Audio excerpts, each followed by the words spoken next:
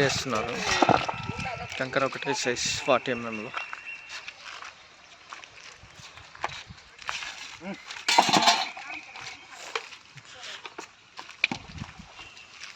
ఈ 2 సైడ్లు నడిచేది.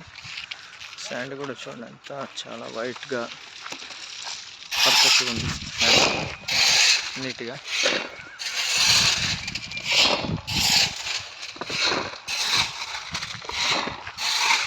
చాలా క్వాలిటీ శాండ్ ఇది, హైయెస్ట్ కాస్ట్.